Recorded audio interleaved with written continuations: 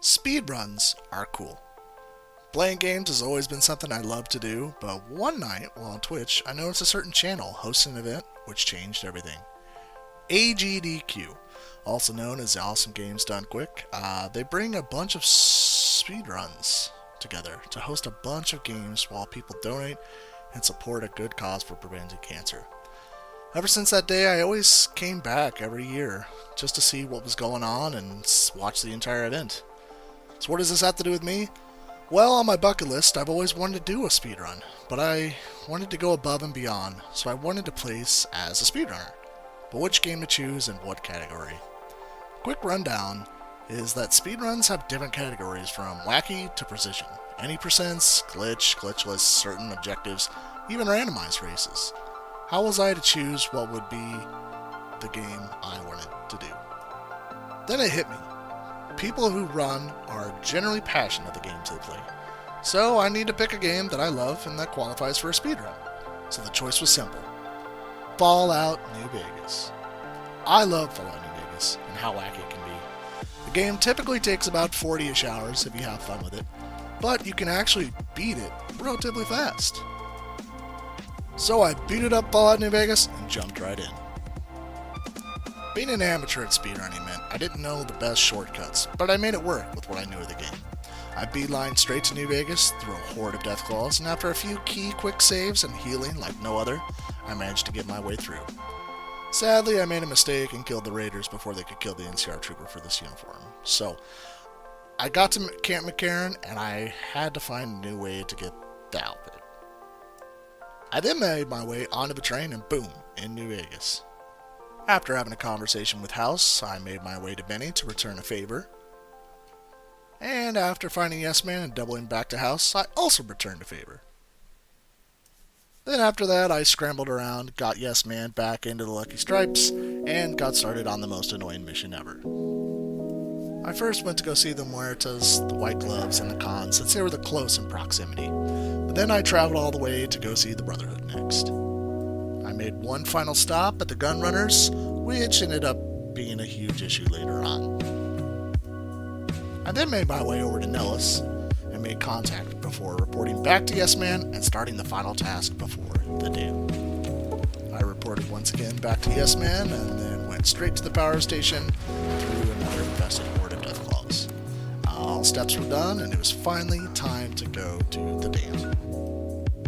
And this was the worst part of the speedrun, because I made a lot of mistakes at the dam, especially the fact that I couldn't find the switch. I don't know why, but it just evaded my memory. So after going through all the tunnels and searching for everything, I finally found it.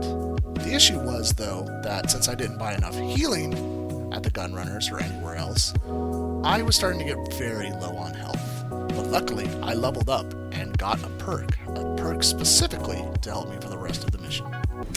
And that perk was cannibalism. At this time, I was completely out of ammo and basically everything. But I killed the armored NCR trooper and got me the incinerator, which cleared a good path for me.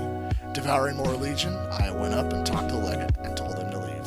Finally, I made my way back down and into the game with wasting a little more time throwing the general off the dam.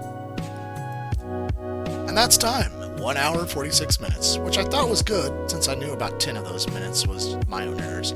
I went to compare the time on the speedrun website and I'm nowhere near it. Well, the wrench was immediately thrown into my plans, so I needed to think out of the box. How can I compete with veteran speedrunners who know every nook and cranny to cut time and have practically practiced religiously all this time? Then it hit me. Recently been playing ROM hacks on my new handheld. I got for another bucket list idea for another video down the road. The game was Pokemon Emerald Mini. This ROM hack was actually created by King Kratty. I was pumped to run this as Emerald was my childhood game and my favorite generation.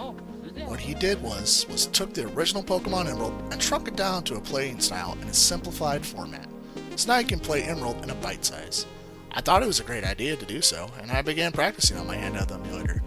And when it was time, I went to record and started. If you're wondering why you don't see the video of me doing it, well, that was one of the big issues. I noticed after completing it that I didn't hit the recording button, which absolutely ruined my mood. The second thing was that I cleared the abridged version of the actual game in 3 hours and 10 minutes. Yeah, the normal speedrun for Emerald's time is 2 hours 29 minutes to about 3 hours. I somehow was longer on the abridged version than the actual game. Then when I looked at the speedrun.com for the option, I noticed it didn't exist and thought to myself, will they even accept a ROM hack of a game? So I was disheartened. I then took the time to look through the site and see what games I had a chance at even doing this. After comparing my games through my Steam library to the website, which by the way, I cannot believe how many games that are on speedrunning categories. I wish more people were interested in this sort of thing as me, but going down this rabbit hole has really made me appreciate the speedrunning community.